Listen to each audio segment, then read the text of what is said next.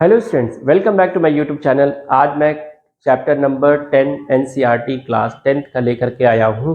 लेकिन सबसे पहले हमने इसके प्रीवियस वीडियो में इसके बारे में इंट्रोडक्शन दे दिया था।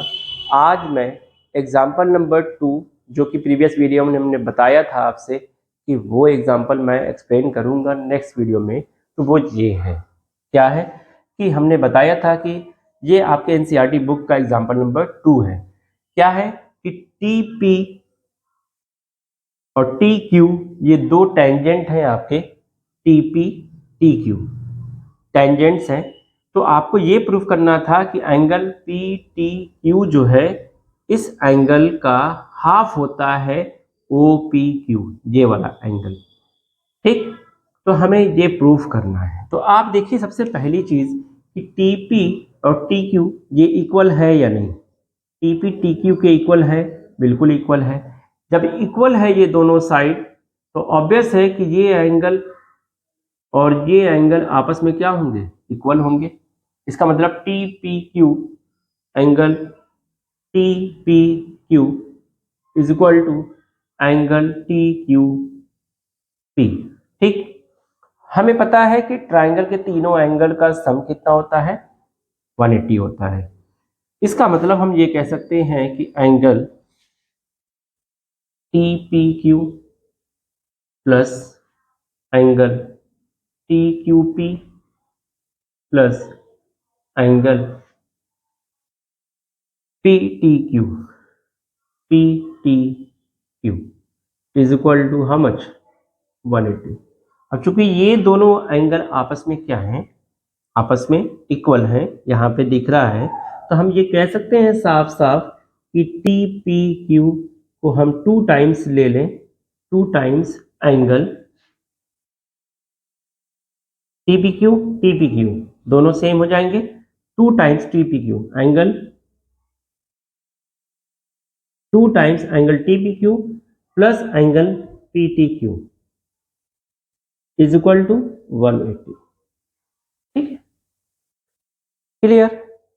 अच्छा, अब पी टी क्यू को अगर हम उधर ले जाएं, किधर, उधर ले जाएं, तो क्या हो जाएगा, पी टी क्यू को उधर ले जाइए तो क्या हो जाएगा, 180 हो जाएगा माइनस।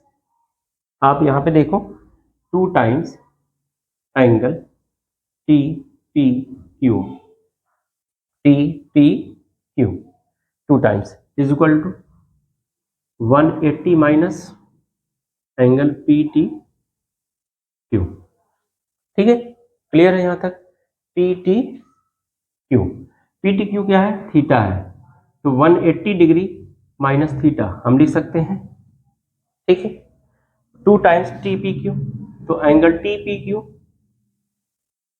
इज इक्वल टू क्या हो जाएगा, ये 2 नीचे आ जाएगा, यहाँ हो जाएगा हाफ, ये हो जाएगा 90। जब इसको 180 का हाफ करोगे तो 90, और माइनस ये हो जाएगा हाफ थीटा। ये क्या आ गया, टी पी क्यू। ठीक है, क्लियर है यहाँ तक।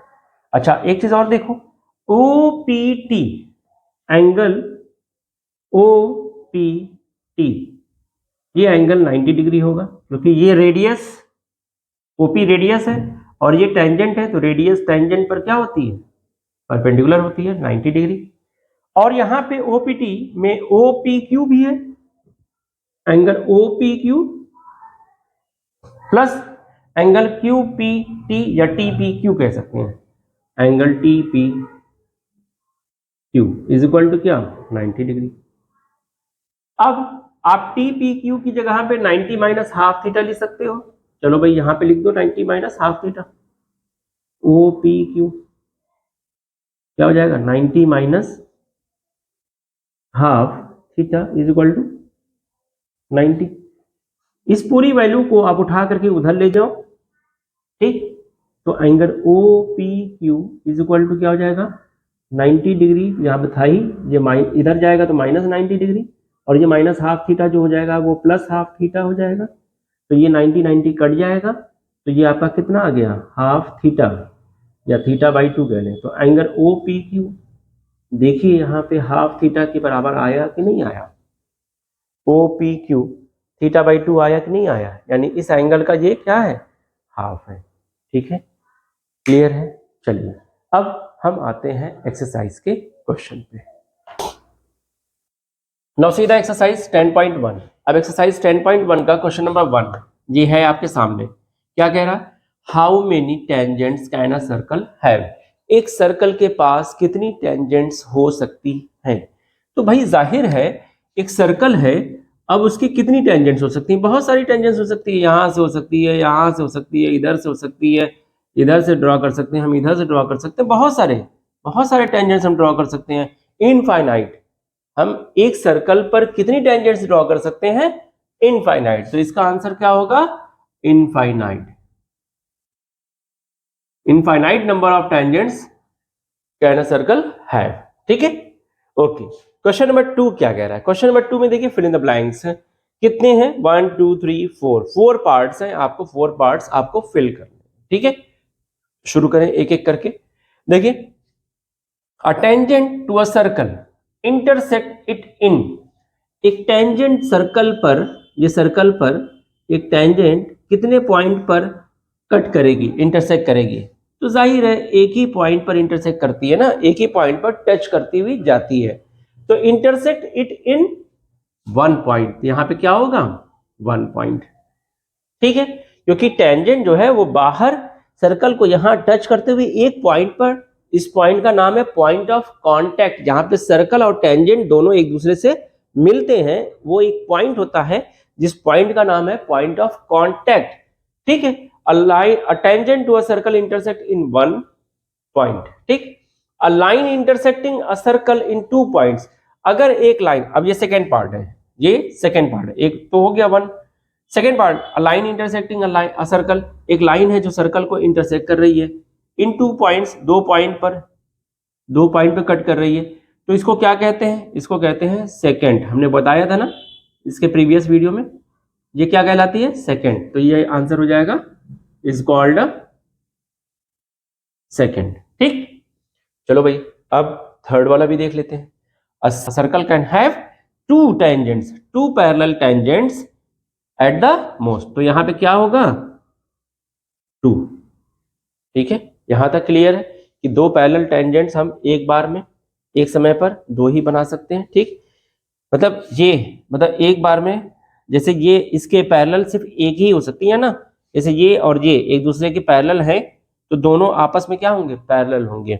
कोई तीसरी और कोई इसके पैरेलल बन सकती है क्या, टेंजेंट्स, क्या ये हम ऐसे बना दें तो क्या ये टेंजेंट्स होगी, नहीं, ये तो सेकंड है। टेंजेंट्स तो यही दोनों होगी जो पैरेलल होगी। ठीक, तो एक समय पे, कहने का मतलब ये है कि ये टेंजेंट्स 2 ही बनेंगी जो पैरेलल होंगी एक दूसरे के, तीसरी और नहीं बना सकते, क्योंकि तीसरी बनाएंगे तो ये क्या कहलाएगी, सेकंड। कोई दूसरी और टेंजेंट इसके पैरेलल हो सकती है क्या, इसके पैरेलल एक ही टेंजेंट जाएगी, दूसरी नहीं जा सकती। अगर दूसरी खींचेंगे भी तो फिर से ये इसी पर क्या हो जाएगा, कोइंसाइड कर जाएगी। इसका मतलब कि 2 ही टेंजेंट होंगी। ठीक, a circle can have 2 parallel tangents at the most. Clear. Fourth one क्या है, the common point of a tangent to a circle. जो कॉमन पॉइंट है इसकी बात कर रहा है, the common point of a tangent to a circle, circle पर। ठीक है, सर्कल को जो है, एंड द सर्कल, और जो सर्कल है, इज कॉल्ड क्या है, पॉइंट ऑफ कॉन्टैक्ट। तो इसको क्या बोलेंगे, पॉइंट ऑफ कॉन्टैक्ट। ठीक है, क्या कहलाएगा, पॉइंट ऑफ कॉन्टैक्ट। क्लियर है। तो ये था question number 2, fill in the blanks. अब चलते हैं क्वेश्चन नंबर 3 पर। Now see the question number 3। Question number 3 में क्या कह रहा है, ये देख लिया जाए। A tangent P Q at a point P of a circle of radius 5 centimetre. मान लीजिए यहां पे एक सर्कल है और इस पॉइंट पर ये टेंजेंट ऐसे, इस पॉइंट पर टेंजेंट ऐसे जा रही है। ठीक, ये पॉइंट है। ठीक है, क्लियर है। A tangent P Q at a point P of a circle, ये पी पॉइंट ले ले सर्कल का। ठीक, और क्यू ये है। ठीक, at a point P of a circle of radius 5 centimetre.